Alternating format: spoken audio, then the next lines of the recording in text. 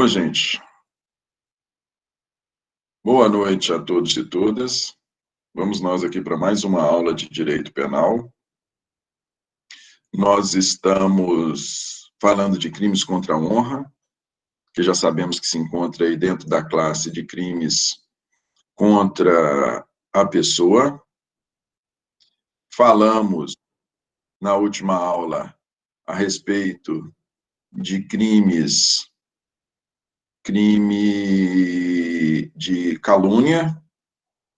Paramos em exceção da verdade. Hoje nós vamos falar de exceção da verdade.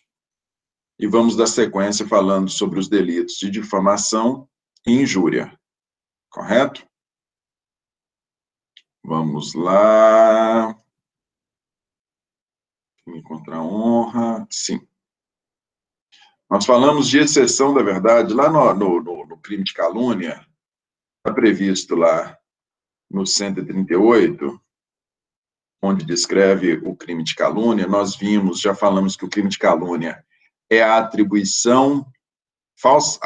falsamente a alguém um fato definido como crime.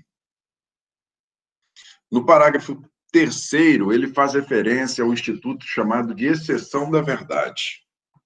Como é que vem previsto a exceção da verdade lá? Admite-se a prova da verdade, salvo 1.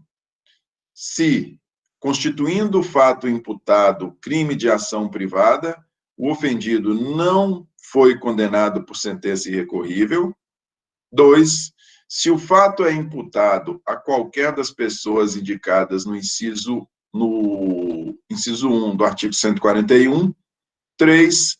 Se o crime imputado, embora de ação pública, se do crime imputado, embora de ação pública,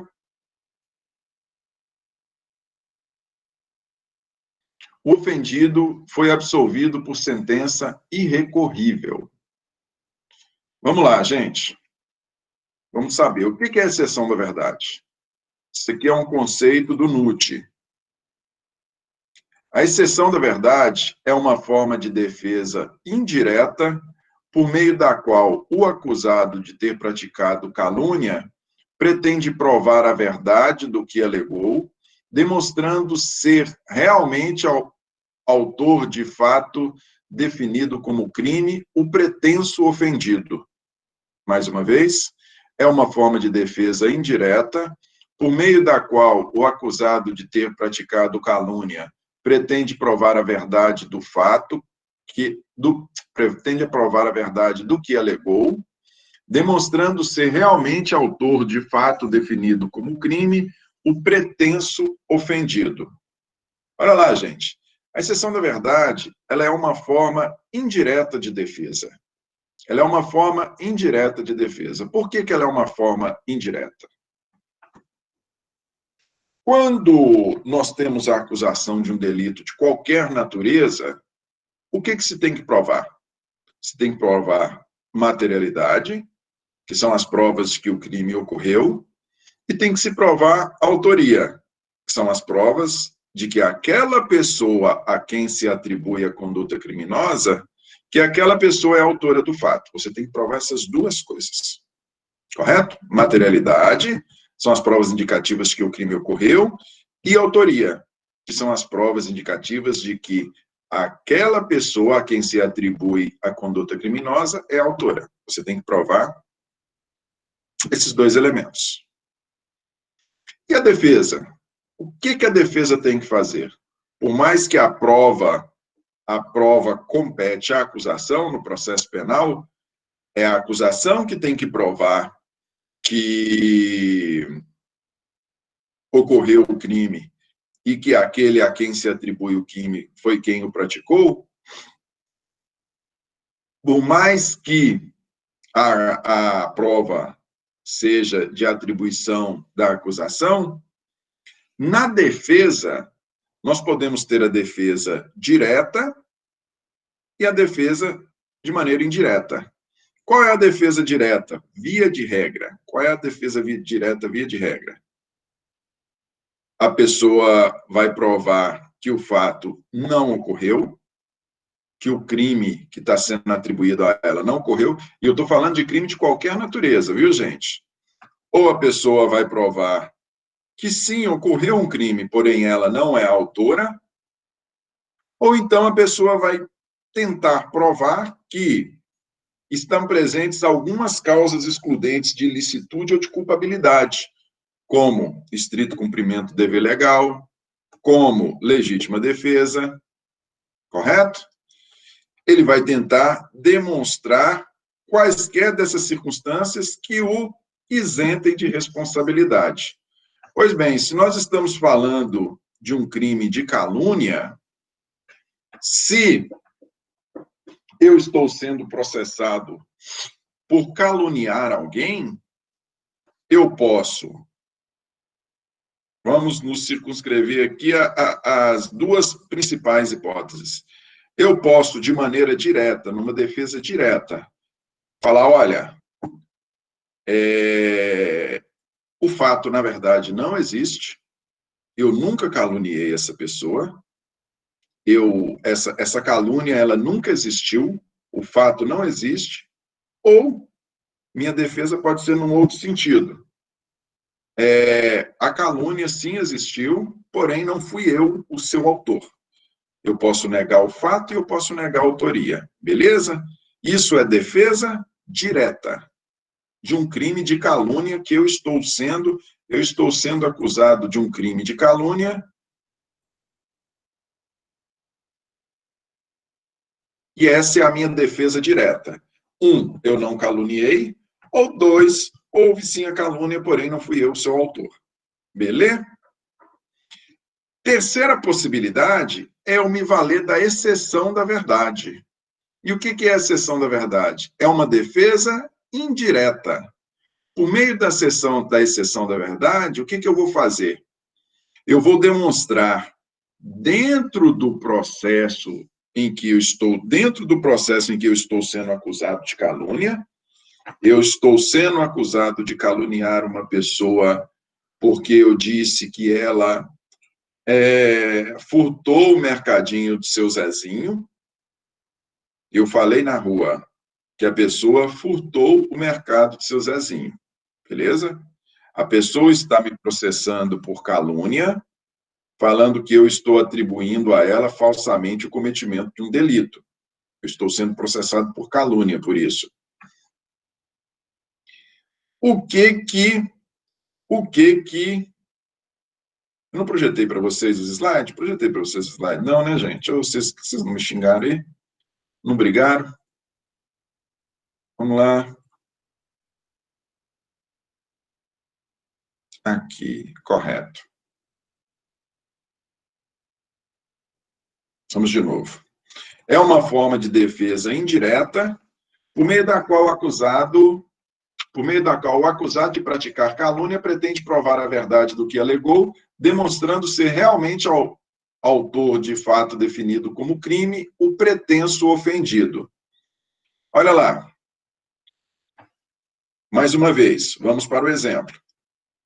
Eu acusei a João de ter roubado o mercado, de ter furtado o mercado do seu Zezinho. João vira para mim e fala, João me processa por crime de calúnia, falando que eu estou atribuindo falsamente a ele o cometimento de um ato definido como crime.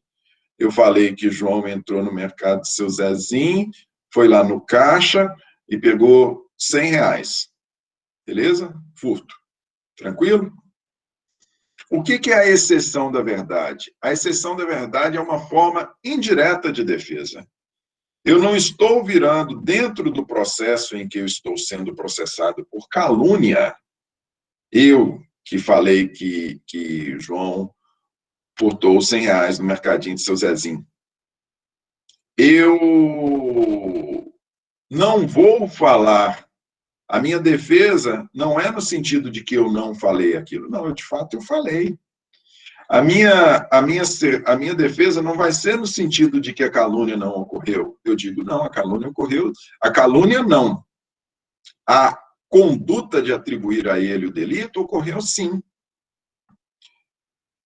Eu não vou dizer que eu não cometi. Eu vou falar, não, eu cometi sim, foi eu quem atribuí a ele uma conduta constitutiva de crime de furto. Beleza? Eu vou me valer da exceção da verdade. Qual é que é a exceção da verdade? Eu vou demonstrar que dentro do processo em que estou sendo processado por calúnia, eu vou demonstrar que, de fato, o João furtou o mercadinho de seu Zezinho. Beleza? Vou trazer aqui o boletim de ocorrência, estou trazendo aqui, relacionando, eu quero que sejam ouvidas como testemunha o seu Zezinho, os dois empregados do mercadinho dele, e também um cliente que é meu vizinho, que estava lá também, correto?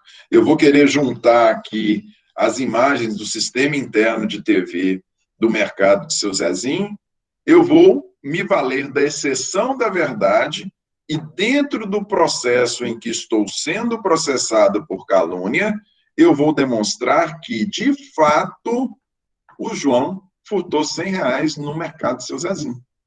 Eu não estou negando que eu tenha dito o que o João está me atribuindo. O João está me processando por calúnia, falando que eu atribuí ele ao fato, que eu atribuí o fato a ele. Eu não estou negando isso, não. Eu, de fato, atribuí. Só que eu vou me valer da exceção da verdade, uma defesa indireta. Eu vou demonstrar que, de fato, ele furtou. Beleza? Isso é a exceção da verdade. A exceção da verdade, ela é admitida no crime contra a honra de calúnia. Por que ela é admitida no crime de calúnia? Porque no crime de calúnia, o que é calúnia? Calúnia é imputar falsamente a alguém fato definido como crime. Por que é admitido a exceção da verdade no crime? Nós vamos ver 3 modalidades de crime contra a honra. Por que é admitida a modalidade de crime, de exceção da verdade no crime contra a honra? Ele é admitido porque eu estou atribuindo a uma pessoa o cometimento de fato definido como crime. É de interesse de toda a sociedade que aqueles que cometem crimes sejam responsabilizados, não é? É interesse de toda a sociedade. Quando a gente começa a estudar direito penal, como é que é? O que é o crime? O crime são as infrações aos bens jurídicos mais importantes, em razão de ser uma grave infração a um bem jurídico importante, ele é punido com a responsabilização penal. Interessa a toda a sociedade a responsabilização penal. Tanto interessa a toda a sociedade que mais de 90% dos delitos são delitos de ação penal pública. Quem propõe a ação é o Ministério Público, não é? Então, se eu estou atribuindo a uma pessoa se eu estou dizendo que uma determinada pessoa cometeu um crime de furto, de roubo, de homicídio, é do interesse da sociedade que se comprove se essa pessoa de fato cometeu esse delito. Então, em função disso, eu posso. Aí eu aqui, isso. Em função disso, eu posso. Eu, que estou sendo processado por crime de calúnia, eu posso fazer prova dentro do processo em que estou sendo processado por crime de calúnia, eu posso fazer prova aqui dentro de que o que eu falei é verdade. De que quem está me processando por calúnia, de fato, cometeu um furto, um roubo, um homicídio, correto? E nós vamos falar a respeito de exceção da verdade nos outros crimes contra a honra. Fixem no que diz respeito aqui ao crime contra a honra, nessas circunstâncias aqui. Vamos lá. Crime contra a honra, fixem na exceção da verdade, crime contra a honra. Aí, só tem, e aí para falar em exceção da verdade, nós voltamos lá na previsão legal. Como é que está lá? O parágrafo 3º do artigo 138, que se refere à calúnia, ele trata especificamente de exceção da verdade. Parágrafo 3º, ele traz 3 situações em que, por mais que se trate de crime de calúnia, e no crime de calúnia há o interesse da sociedade em que haja o esclarecimento de que o crime que está sendo atribuído, se ele ocorreu ou não ocorreu, há o interesse da sociedade, por isso admite-se a exceção da verdade, exceto em 3 situações. Quais são essas situações? Está lá no parágrafo 3º. Admite-se prova da verdade, salvo 1, se, constituindo o fato imputado crime de ação privada, o ofendido não foi condenado por sentença irrecorrível. Quando nós falamos de ação penal, vocês lembram que nós falamos de ação penal pública, nós temos ação penal pública, nós temos ação penal privada. Na ação penal privada, quem é que promove a ação? Na ação penal privada, quem a promove é o ofendido, é a vítima. Um dos princípios básicos da ação penal privada é a disponibilidade. A pessoa, ela não só tem a faculdade, o ofendido e a vítima, para os crimes de ação penal privada, são aqueles crimes que dizem respeito mais diretamente à pessoa, em que o interesse da responsabilização é maior da pessoa do que da sociedade. São aqueles crimes em que a exposição do processo pode ser um reviver, o processo pode ser um reviver dos momentos ruins ocorridos no delito. Então, assim, nos crimes de ação penal privada, nós temos 2 pilares básicos. O primeiro, a pessoa, o ofendido, a vítima, propõe a ação se ela quiser ou não quiser, tá? Fica à mercê dela, correto? Enquanto na ação penal privada, o Ministério Público tem o dever de propor a ação, em razão do princípio da legalidade. Na ação penal privada, o ofendido ou a vítima pode propor ou não pode propor, e mais do que isso, se tratar de um crime de ação penal privada, mesmo tendo sido proposta a ação, ele pode desistir da ação.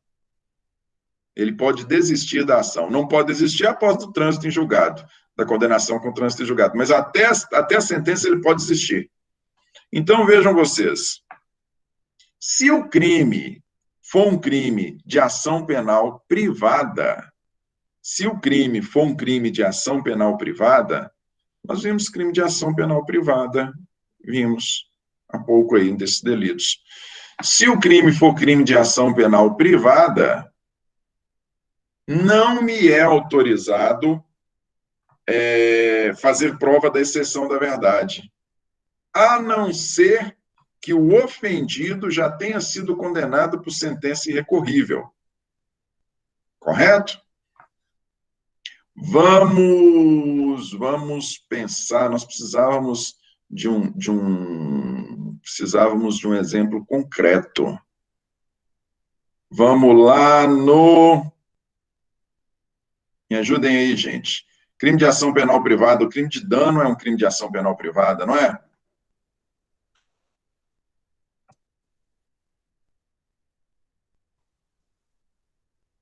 Crime de dano é um crime de ação penal privada. Isso. Um crime de dano é um crime de ação penal privada. Vamos lá. Vou dar o exemplo aqui para vocês ficar mais fácil de entender. Suponhamos que eu tenha eu acusei uma pessoa de voluntariamente danificar o veículo do meu vizinho que está aqui na porta. Vamos dar nome aos bois. Pedro, boi não, né? Boi ficou ruim, né, gente? Vamos dar nome aos participantes do evento. Pedro está atribuindo, Pedro está falando que João cometeu o crime de dano contra Antônio. Voluntariamente, João pegou uma pedra e quebrou todos os vidros do veículo de Antônio. Voluntariamente, João pegou uma pedra e quebrou os vidros do veículo de Antônio. Pedro está falando isso, ok? João, quebrar os vidros do veículo de Antônio, isso é crime de quê? Voluntariamente, ele fez isso voluntariamente, isso é crime de dano, beleza? Só que o crime de dano, ele é um crime de ação penal privada. Ele é um crime de ação penal privada.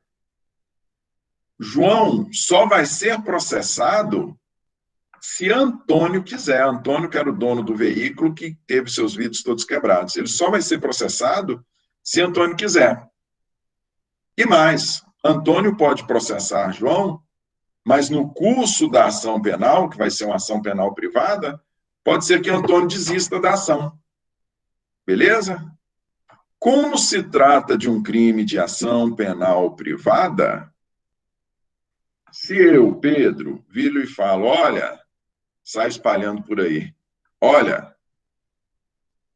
João quebrou os vidros do carro de Antônio. É um crime de ação penal privada? É um crime de ação penal privada. João vem e me processa. Fala, você está atribuindo a mim que eu quebrei os vidros do carro de Antônio e eu não quebrei. Eu vou te processar por calúnia. Aí eu falo, tudo bem, você vai me processar por calúnia, não tem problema, não? Eu vou utilizar da exceção da verdade e vou demonstrar que, de fato, você quebrou os vidros do carro de Antônio. Eu vou demonstrar que, de fato, João, você está me processando por calúnia, mas eu vou demonstrar que, de fato, você quebrou os vidros do carro de Antônio. Eu posso fazer uso da exceção da verdade? Não. Por quê? Porque se é um crime de ação penal privada, eu só vou poder fazer uso da exceção da verdade se eu demonstrar, eu só vou poder fazer uso da exceção da verdade se Antônio tiver processado João e se João tiver sido condenado irrecorrivelmente. Por quê? Porque é um crime de dano e, em função de ser um crime de dano, é um crime de ação penal privada, e por ser um crime de ação penal privada, estava na mão da vítima, estava na mão do Antônio, provocar a responsabilização penal do João, que quebrou os vidros do seu carro. Eu não tenho nada a ver com isso.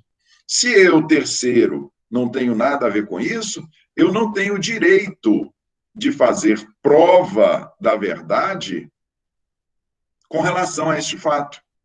Pois se nem o Ministério Público, que é o titular clássico da ação penal, ele não pode tomar, às vezes, do João, tomar, às vezes, do Antônio, para responsabilizar o João, muito menos eu que estou propagandeando por aí que João quebrou o veículo, quebrou os vidros do veículo, que João danificou os veículos de Antônio. Se o MP não tem o direito de processá-lo, muito menos eu. Se eu não tenho esse direito, então eu não vou poder fazer prova da exceção da verdade dentro da ação, dentro do processo de calúnia que João está promovendo contra mim. Correto? Mas o fato é verdade, não importa. O fato é verdade, mas o crime é um crime de ação penal privada, você não vai poder fazer a exceção da verdade. Se restar demonstrado que a conduta caluniosa ocorreu e que você foi o autor, você vai responder.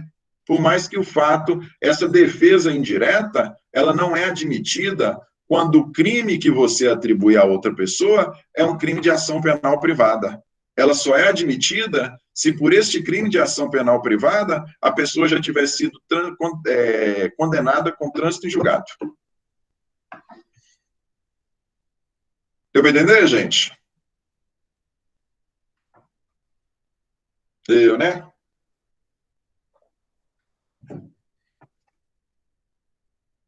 Vamos lá.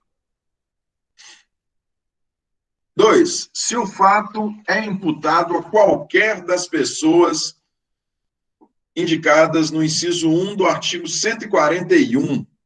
Inciso 1 do 141 do Código Penal. Já aqui são os chefes de Estado.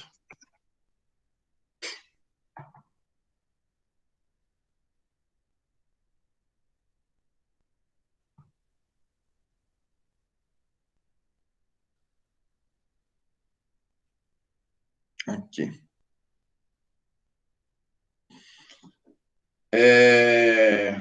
As penas combinadas nesse capítulo aumentam de um terço qualquer dos crimes é cometido. Aqui, vamos lá. Se o fato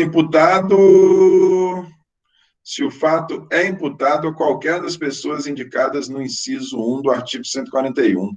Olha só para vocês verem que interessante.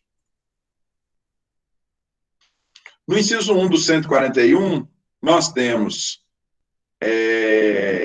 ela se refere ao presidente da República ou chefe de governo estrangeiro. Presidente da República ou chefe de governo estrangeiro. Beleza? Olha para vocês verem que interessante. Olha para vocês verem que interessante. O fato da pessoa a quem eu atribuo uma conduta criminosa, o fato dela ser o presidente da República ou o chefe de governo estrangeiro, impede que eu me valha da exceção da verdade, caso essa pessoa me processe por crime de calúnia. O fato da pessoa a quem eu estou atribuindo a conduta criminosa, o fato dela ser presidente da República ou chefe de governo estrangeiro, me impede que, caso essa pessoa me processe por crime de calúnia, me impede que eu me valha da exceção da verdade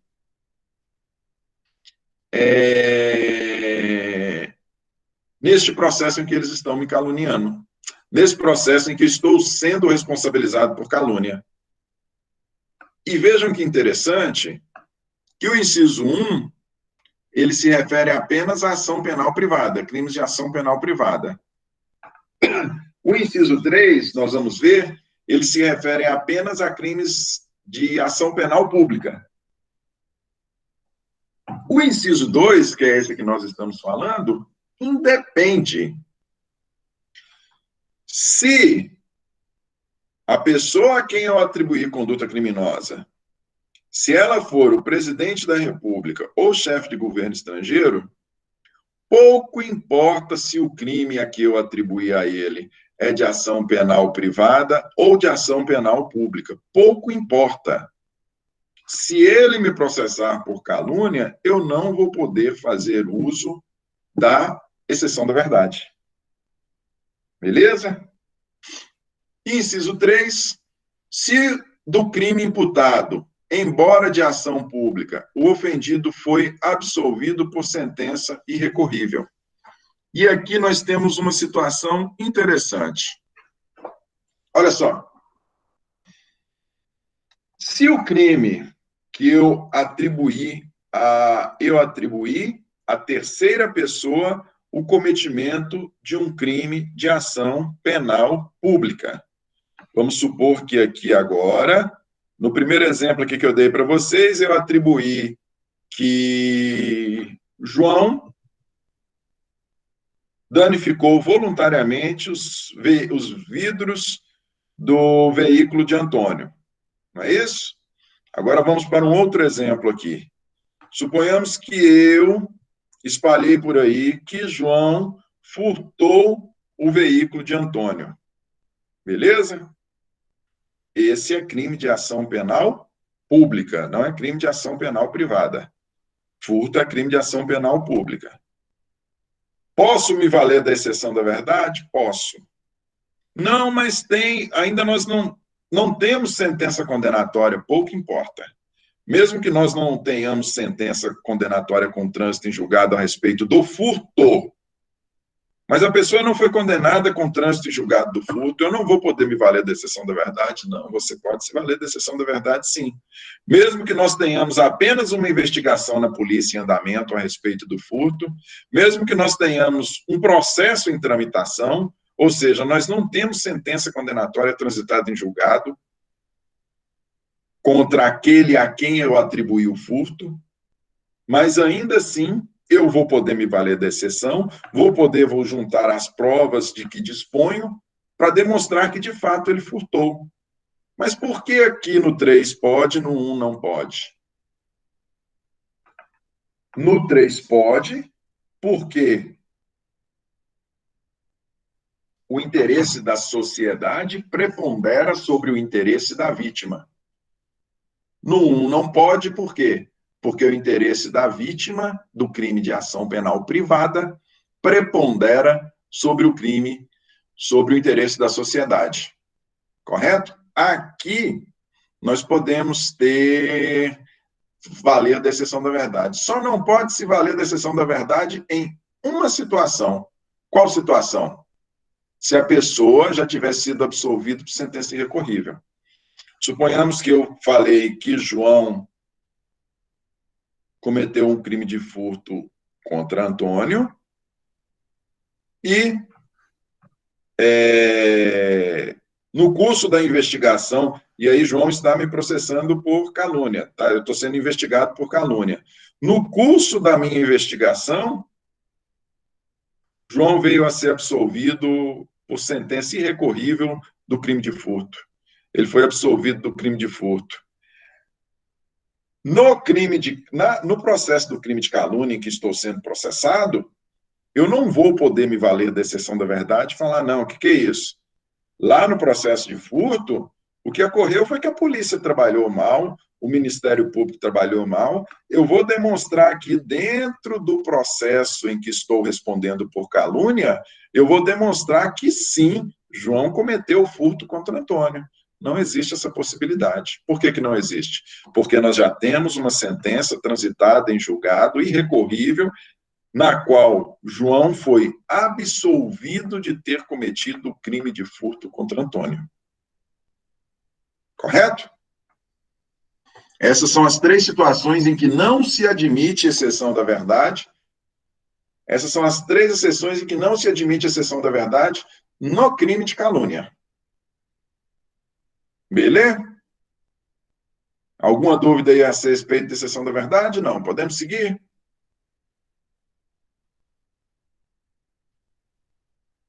Podemos, né? Então, vamos lá.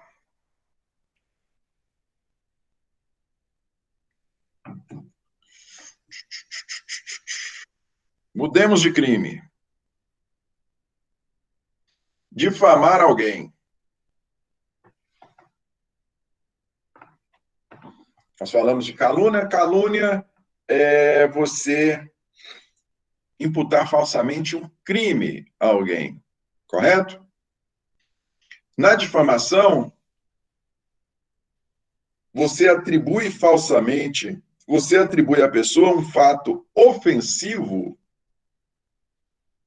à sua reputação. É interessante o seguinte, porque vejam vocês, no crime de calúnia, nós temos caluniar alguém imputando-lhe falsamente fato definido como crime. Ou seja, você vai imputar o cometimento de um delito, você vai imputar a uma pessoa um cometimento do delito, vai fazer uma imputação falsa. Na verdade, ela não cometeu o delito. Aqui, no crime de difamação, pouco importa. Nós temos difamar alguém, imputando-lhe fato ofensivo à sua reputação. Aqui não se trata de um delito. Não se trata de atribuir falsamente um crime a alguém. Não se trata de atribuir, perdão. Aqui não se fala de atribuição falsa. Aqui basta que seja atribuído um fato ofensivo à reputação da pessoa.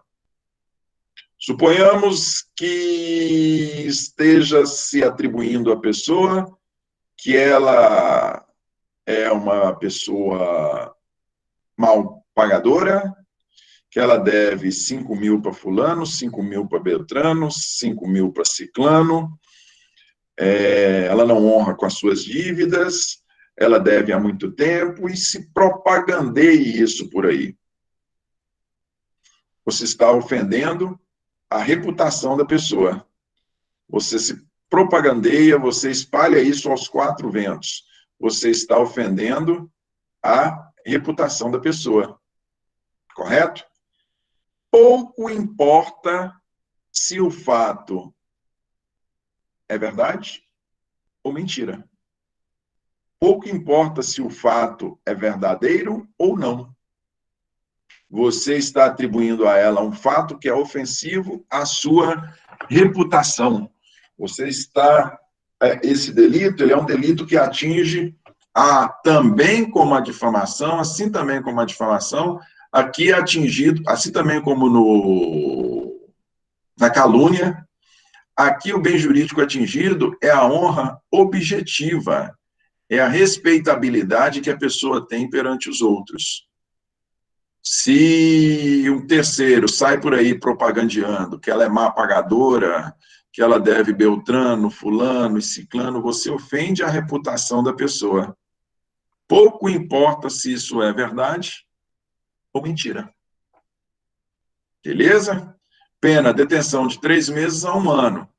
Eu sempre gosto de ver o escalonamento das penas para vocês verem a maior ou menor importância do delito. Olha lá, no crime de calúnia, que também é um crime contra a honra, o primeiro que nós vimos, nele nós estamos atribuindo falsamente, ou seja, atribui-se falsamente um fato definido como crime.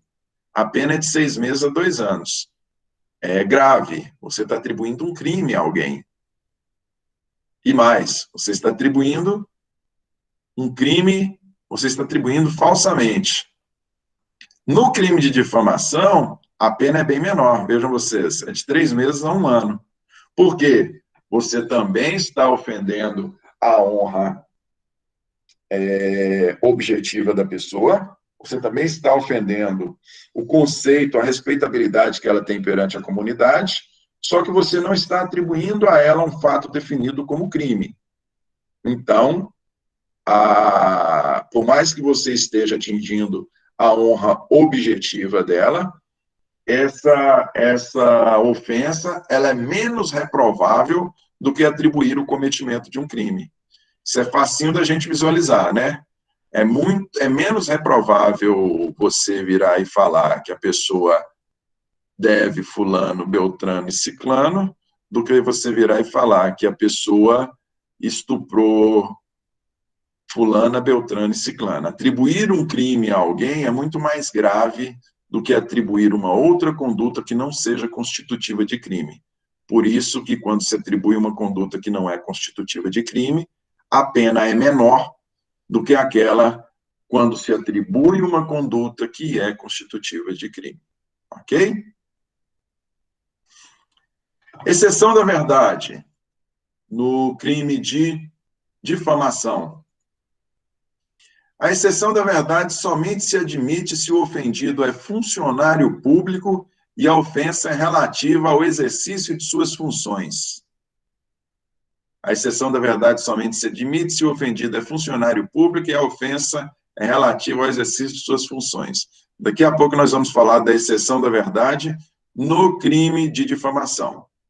Vamos às classificações. Sujeito ativo e sujeito passivo. Qualquer pessoa pode cometer o crime de difamação e qualquer pessoa pode ser vítima deste delito também. Qualquer pessoa pode cometer o crime de difamação e qualquer pessoa pode ser vítima dele.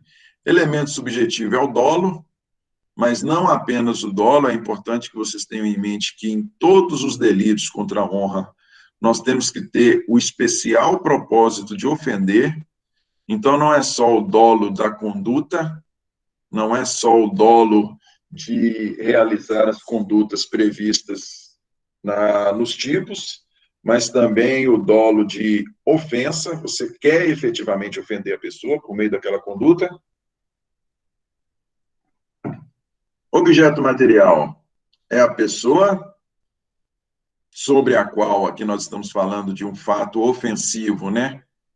Atribuir à pessoa um fato ofensivo à sua reputação, à sua respeitabilidade, é a pessoa a quem se atribui este fato.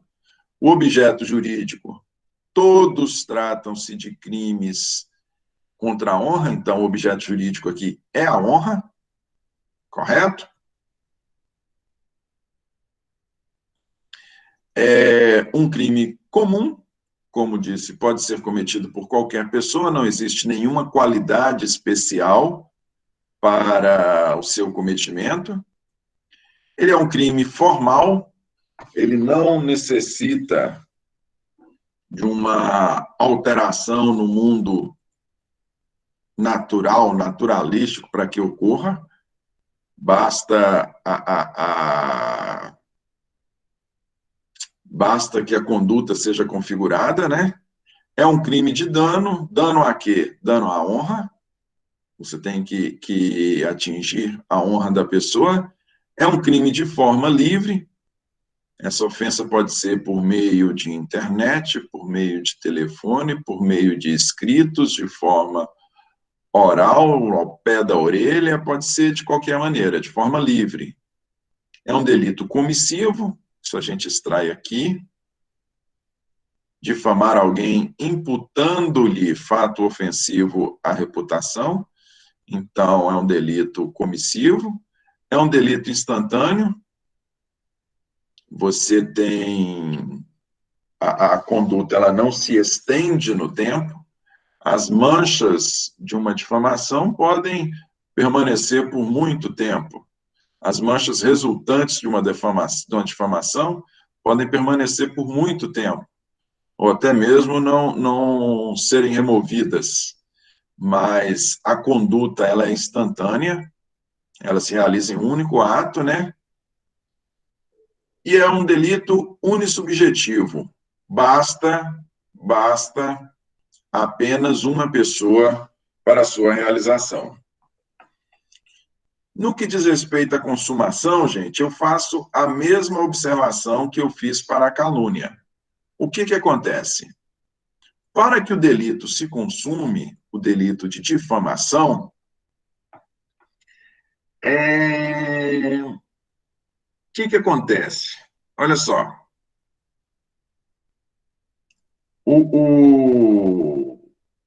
Tanto no delito de calúnia quanto no delito de difamação, a honra ofendida é a honra objetiva. É a respeitabilidade que a pessoa goza perante a comunidade em que ele vive. Não é isso? Para que o delito se consume, se faz necessário que este fato chegue ao conhecimento, que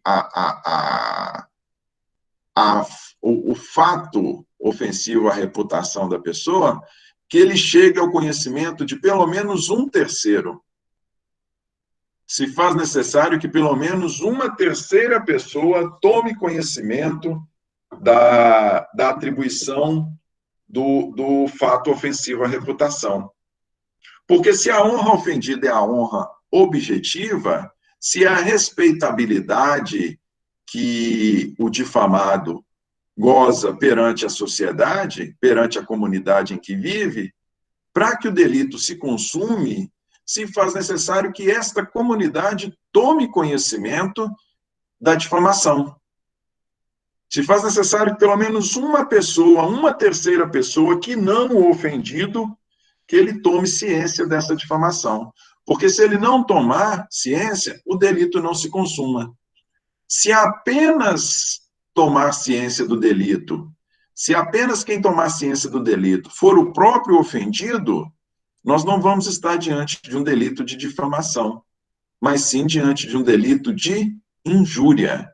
Porque quando é a única pessoa que toma ciência, quando a única pessoa que toma ciência da conduta ofensiva à honra quando a única pessoa que toma ciência é o próprio ofendido, neste caso,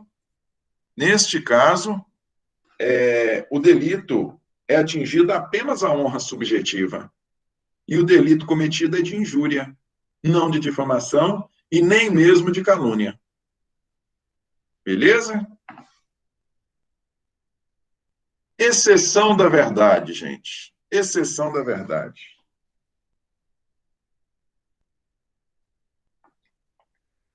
Olha só. Nós falamos há pouco da exceção da verdade no crime de calúnia. O que nós dissemos? Nós dissemos que no crime de calúnia, a exceção da verdade ela é possível, exceto aquelas 3 circunstâncias lá, mas, via de regra, ela é possível. Por quê? Porque no crime de calúnia eu atribuo a uma terceira pessoa, eu atribuo a uma pessoa o cometimento, eu atribuo à pessoa um fato definido como crime, e há interesse da sociedade em que os crimes sejam esclarecidos. Por isso que eu posso me valer da exceção da verdade. Aqui na difamação, eu não atribuí à pessoa um fato definido como crime. Na difamação, eu atribuí à pessoa um fato que ofende a sua reputação. Eu atribuí à pessoa o fato dela ser mal pagadora. Eu atribuí a ela a circunstância dela dever fulano, ciclano e beltrano. Correto? Por se tratar de um fato ofensivo à honra da pessoa, mas não um crime, não é admitida a exceção da verdade. Eu não posso, dentro do processo, eu atribuir à pessoa o fato dela ser mal pagadora, por dever fulano, beltrano e ciclano. Joguei isso aos 4 ventos no grupo de Zap. Joguei no grupo de Zap. Joguei isso aos 4 ventos. Essa pessoa está me processando por difamação. Eu não posso, dentro do processo de difamação, eu não posso me valer da seguinte defesa indireta: eu vou fazer prova da verdade. Eu vou fazer prova de que eu vou chamar aqui fulano, beltrano e ciclano, vou pedir a eles para depor e vou pedir a eles para apresentarem o cheque que que o mal pagador deu em garantia. Ele deu um cheque em garantia, já tem 2 anos que ele deu esses cheques em garantia e ele não honrou a dívida até agora. Eu vou demonstrar, por meio do depoimento de fulano, beltrano e ciclano, que ele realmente deve, que ele realmente é mal pagador, por meio do depoimento e dos cheques dele que eles têm em mão, aí vencidos há 2 anos. Eu não posso fazer prova da exceção da verdade. Não, mas é verdade, de fato ele deve, pouco importa. Eu não tenho direito, eu que cometi a difamação, eu não tenho direito de fazer prova desta verdade dentro do processo de difamação em que eu estou respondendo. A dívida interessa aos credores, não a mim. Se eles quiserem correr atrás, se eles quiserem entrar com ação de cobrança, se eles quiserem executar, eles que o façam. Não interessa a mim. Eu não tenho direito de fazer prova da exceção da verdade. Num processo em que estou sendo responsabilizado por difamação, eu posso, num processo em que estou sendo processado por difamação, eu posso negar o fato. Falar, não, essa difamação nunca ocorreu. Ou então eu posso negar a autoria. Não, a difamação ocorreu, mas quem difamou não fui eu. Eu não posso me valer da exceção da verdade. Exceto, e eu já vou responder aí o questionamento feito, exceto se a exceção da verdade somente se admite se o ofendido é funcionário público e a ofensa é relativa ao exercício de suas funções. Exceto se o fato, que não é crime, porque se for crime é calúnia, exceto se o fato ofensivo à honra for um fato, se o ofendido for funcionário público e a conduta disser respeito ao seu trabalho. Vamos lá. Se eu falei, olha, o negócio é o seguinte, João é funcionário público, mas ele, todo santo dia, ele chega atrasado no serviço. Todo santo dia, ele tem ali, o carga horária dele é de 8 horas diária, mas ele trabalha apenas 3. Ou ele trabalha apenas, vamos falar 3, não, ele trabalha apenas 7 horas. Ou então, o João trabalha de maneira tão vagarosa, ele trabalha de maneira tão vagarosa que o serviço dele não rende. Ele trabalha muito devagar. Posso fazer prova da exceção? Eu posso, neste caso, eu estou atribuindo a ele o cometimento de crime? Eu não estou atribuindo a ele o cometimento de crime, não. Estou falando que ele trabalha devagar. Não estou falando que ele cometeu nenhum delito. Estou falando que ele trabalha mal. Ele trabalha devagar. Neste caso, eu falei isso, eu dei publicidade a isso para as outras pessoas, eu cometi uma difamação. Atingi a honra objetiva do servidor. Eu posso me valer da exceção da verdade? Neste caso, eu posso. Por quê? Porque existe o interesse do Estado em que o serviço público seja bem prestado. Eu posso, dentro da ação em que estou sendo processado por difamação, eu posso fazer prova e ir lá e falar, olha, vamos aqui nas metas. Aquele servidor que eu falei, ele tem outros 4 colegas de trabalho. Se você olhar a produtividade dos outros 4 colegas, você vai ver, vai poder constatar que eles trabalham 5 vezes mais rápido do que este servidor que eu falei que trabalha devagar, que trabalha mal. É só olhar a produtividade, você vai ver que os outros 4 colegas dele, que exercem a mesma função, que têm os mesmos recursos, mesmo computador, mesma sala, mesma possibilidade de produção, que os outros trabalham 5 vezes melhor do que ele. Estou fazendo prova disso, exceção da verdade. Beleza? Tem questionamento aqui? No caso de difamação, só cabe exceção da verdade. Em caso de funcionário público, isso, só em caso, é exatamente isso que eu falei, só em caso de funcionário público. Em qualquer outra circunstância, como no exemplo que eu dei, se for um particular que eu digo que ele é mal pagador, eu não posso fazer prova de exceção da verdade, não. Não posso me valer da exceção da verdade. Porque pode até ele ser mal pagador mesmo, mas a circunstância dele ser mal pagador não me autoriza a sair por aí espalhando aos 4 ventos que ele é mal pagador. Eu respondo por crime de difamação da mesma forma.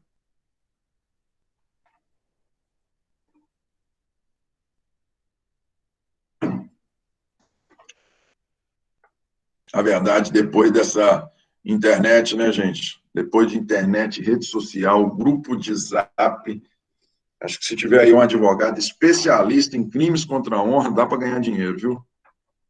Porque é uma pancada todo dia. Todo dia tem um quintilhão de ofensa a todo mundo, a todos nós, né? Vamos lá. Exceção da verdade em crime de difamação. Isso. Ok. Vamos lá para crime de injúria. Crime de injúria. Injúria, gente, é a terceira modalidade dos crimes contra a honra. Terceira modalidade dos crimes contra a honra. Vamos lá, injúria. A grosso modo, o que nós dissemos? Calúnia, você atribui falsamente o crime a alguém. Difamação, você atribui a alguém um fato ofensivo à sua honra objetiva, não é? A sua reputação, a sua respeitabilidade. A comunidade em que essa pessoa vive tem que tomar conhecimento dessa atribuição, da atribuição deste fato ofensivo. E na injúria, vocês lembram que lá no princípio nós falamos de honra objetiva e honra subjetiva? Honra subjetiva é a autoestima da pessoa é o entendimento, a dignidade, o entender de dignidade que a pessoa tem de si própria. Isso é honra subjetiva? Pois bem, o crime de injúria, ele visa resguardar, ele visa proteger exatamente essa honra subjetiva. O crime de injúria, ele visa proteger exatamente a honra subjetiva. Vamos ao crime. Artigo 140. Injuriar alguém ofendendo-lhe a dignidade ou o decoro. Ô, professor, Pois não. não está aparecendo a apresentação aqui no meu nome. Ah, não? Tá, não. Então, peraí que nós vamos resolver essa paradinha agora.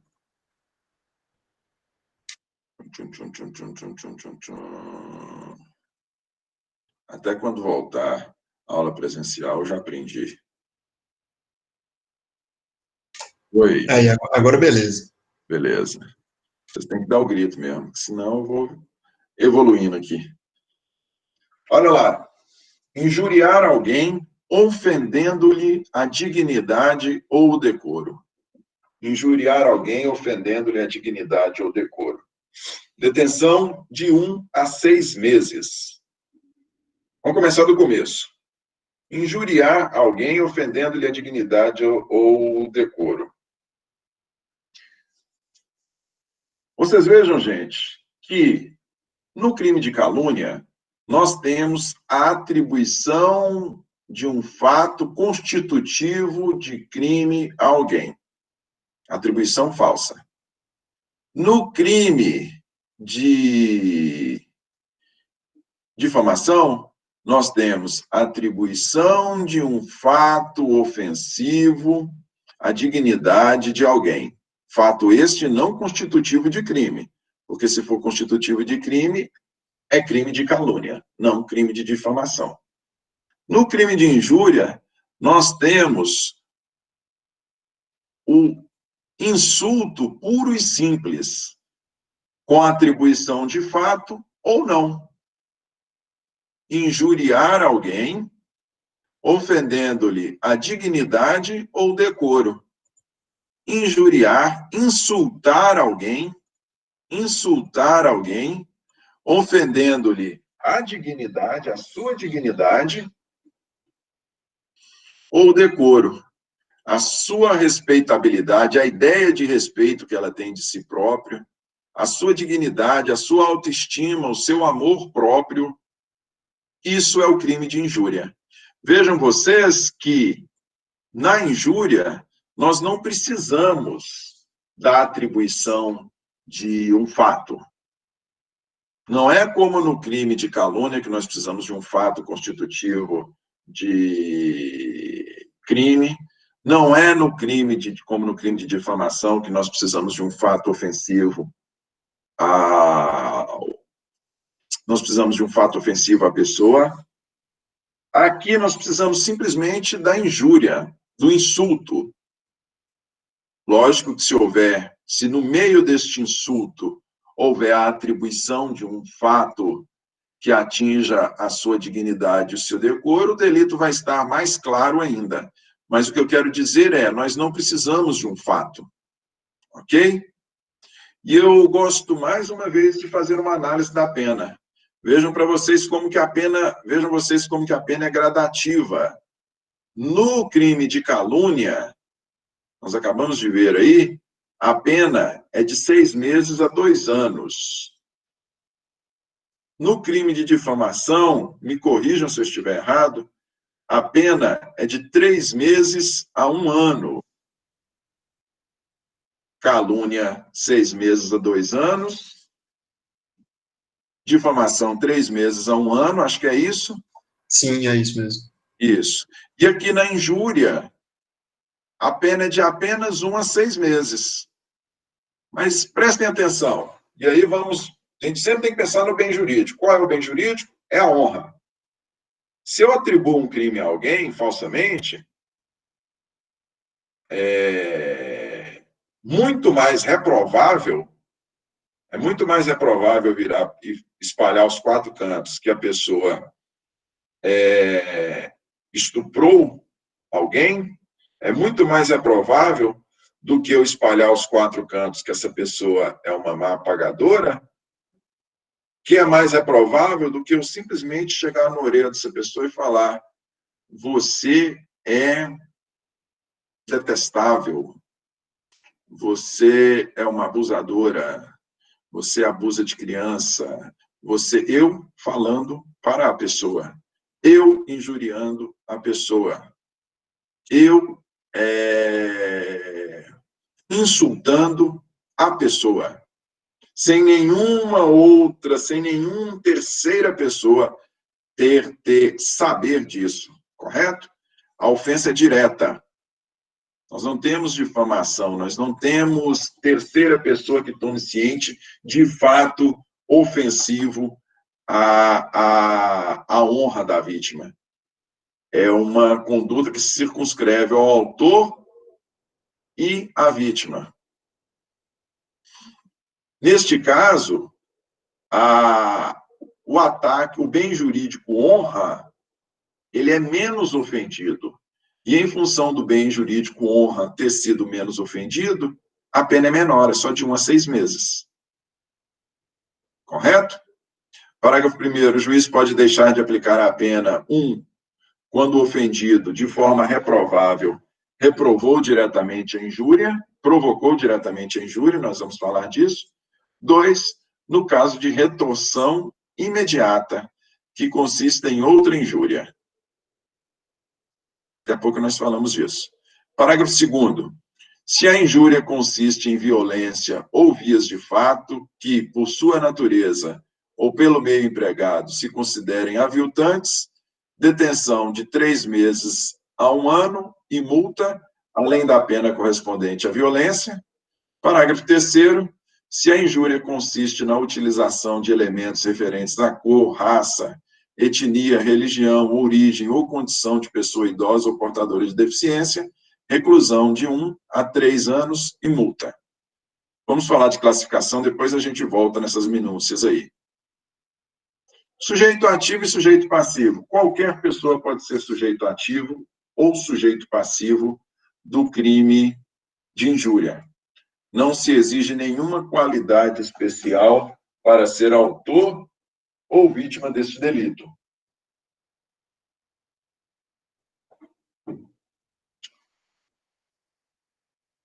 Aqui tem uma situação interessante. Aqui nós temos uma situação interessante. Fala-se quando o agente está embriagado. Quando o agente está embriagado. Porque, na verdade, quando o autor da injúria estiver embriagado, por que se falou apenas do autor da injúria? Porque a injúria, como nós falamos, você não precisa ter a atribuição de um fato constitutivo de crime, você não precisa da atribuição de um fato que fere a reputação da pessoa, você basta o insulto puro e simples. Quando o autor da injúria, quando o autor da conduta, quando o autor da ofensa, vamos falar assim, quando o autor da ofensa estiver absolutamente embriagado, disse que não há o cometimento do delito. Quando ele estiver parcialmente embriagado, existe a possibilidade dele responder pelo delito de injúria. Correto? Quando ele estiver totalmente embriagado, existe a possibilidade dele não responder. Se, por outro lado, se o ofendido estiver embriagado, se o ofendido na injúria estiver embriagado, da mesmíssima forma nós teremos que saber se ele se encontra totalmente embriagado ou parcialmente embriagado. Por quê? Porque a ofensa aqui, na injúria, a ofensa é a honra subjetiva. A ofensa é a honra subjetiva. Se a pessoa estiver totalmente embriagada, no momento em que foram realizadas as ofensas, ela não tem nem ciência do que está acontecendo. Correto? Não tem como muita gente usa essa desculpa, né, do como alcoólico, mas se ela efetivamente não souber do que se trata, não tem como ela ser vítima. Por quê? Porque o bem jurídico é a honra subjetiva. Se ela nem sabe, se ela estava embriagada a tal ponto que nem sabia distinguir o que estava acontecendo, não tem como o bem jurídico ter sido atingido.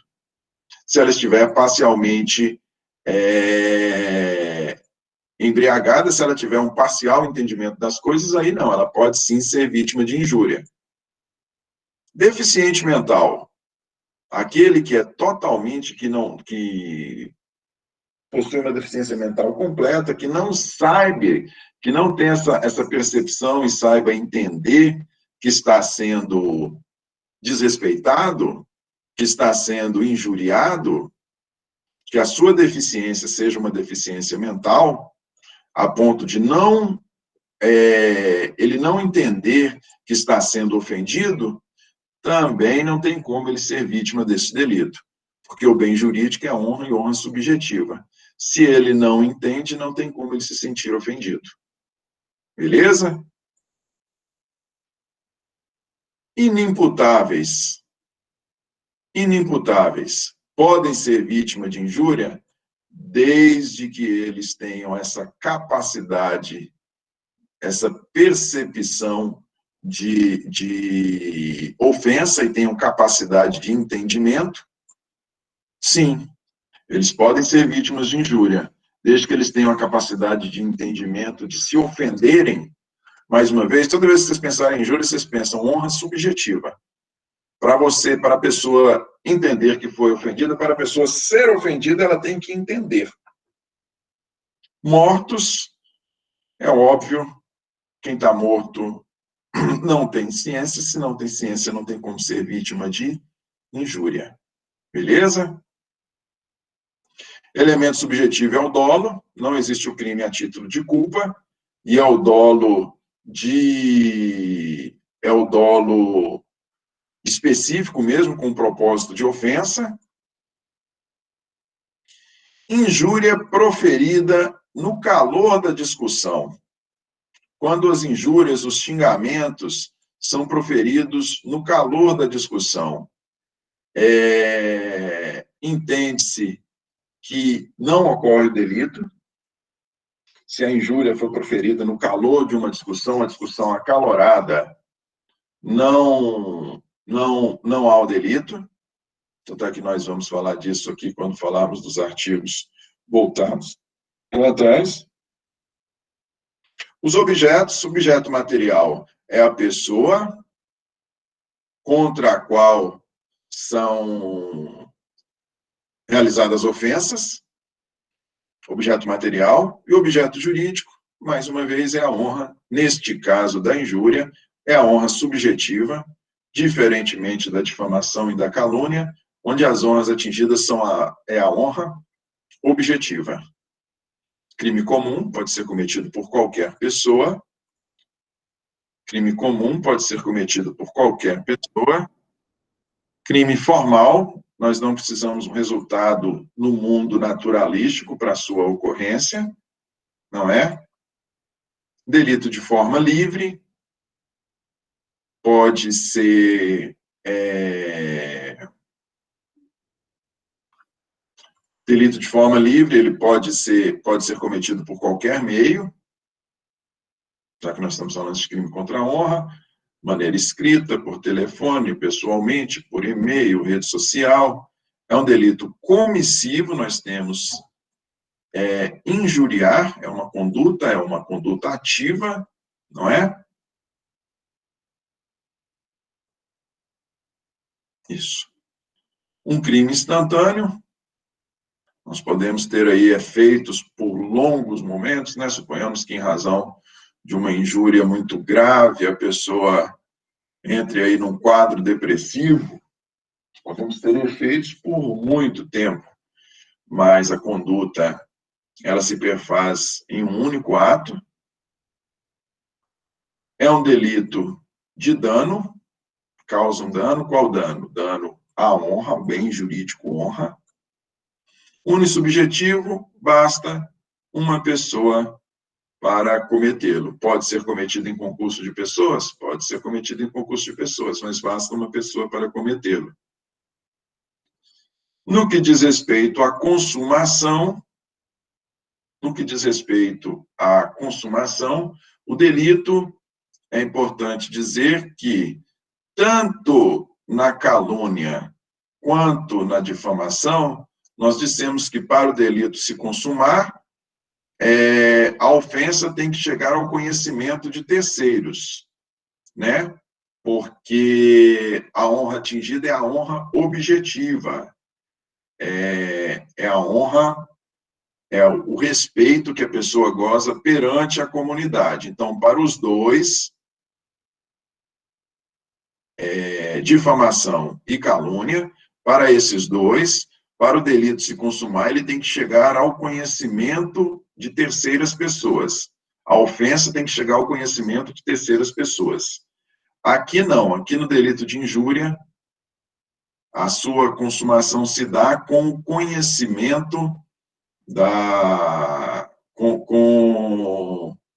basta que a ofensa chegue ao conhecimento do ofendido. Basta que chegue ao conhecimento do ofendido, e a gente tem que dizer que, se essa ofensa constituir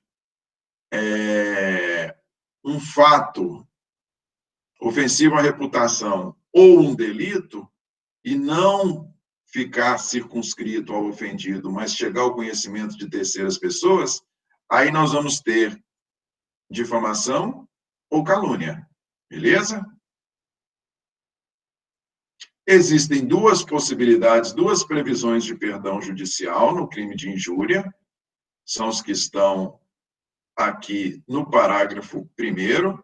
O juiz pode deixar de aplicar a pena, ou seja, mesmo presente materialidade e autoria, o juiz pode deixar de aplicar a pena quando a injúria, quando o ofendido, ele se portou de maneira reprovável, ele provocou a injúria. Nós estamos falando aí de ofensas, falamos de injuriar, falamos de insultos. A pessoa, ela provocou os insultos, ela gerou uma situação de discussão, ou ela previamente desrespeitou, ela provocou a outra a ponto desta terceira pessoa ali ofender. Então, não tem crime.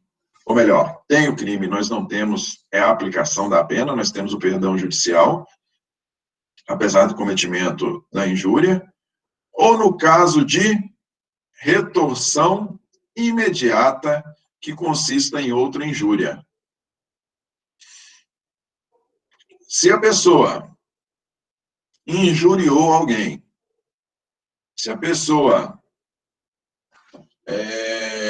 insultou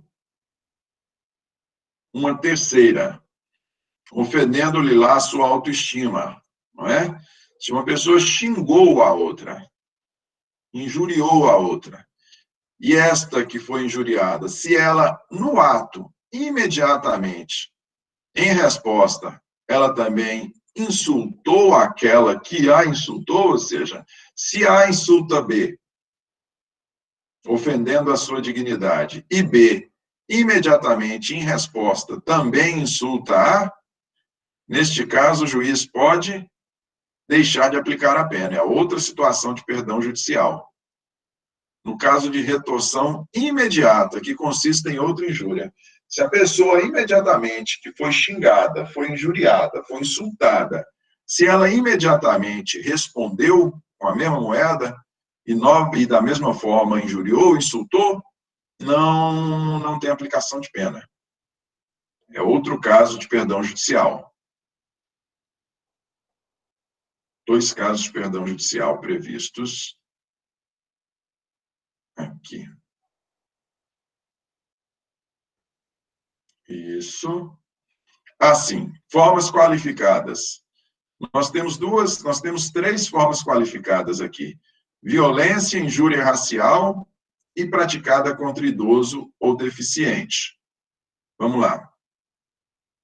Se a injúria consiste, está no parágrafo 2º, violência e... Perdão, violência e... só violência mesmo, é violência, isso. Está no parágrafo 2º, a violência. Professor, Pois não. já deu um horário aí. Isso já deu a hora mesmo. Já deu a hora. Bom, gente, eu fico devendo aqui para vocês, então, falarmos de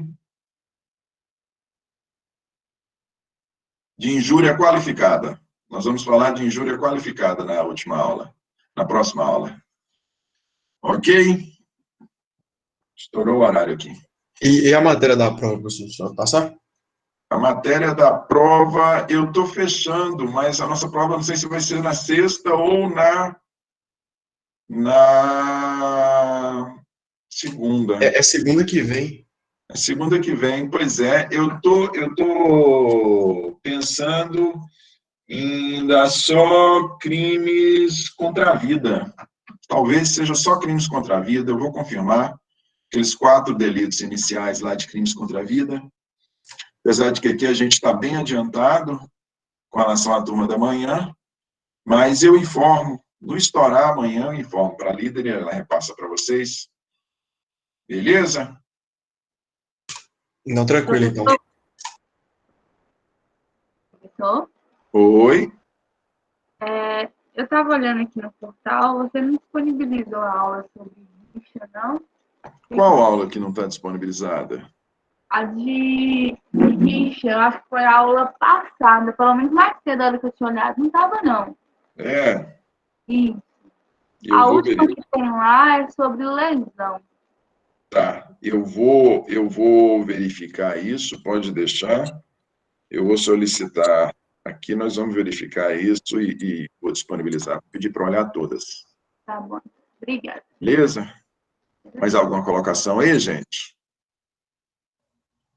Vocês desculpem o atraso aí, mas foi que eu tive um contratempo e acabou que a aula atrasou. Pedro, Sim, tem como você disponibilizar esse slide para a líder, para ela enviar para a gente? já disponibilizei. Ah, Fala sim. no grupo lá, Glide. Ah, sim, obrigada. Já é. Mais alguma questão aí, gente? Não?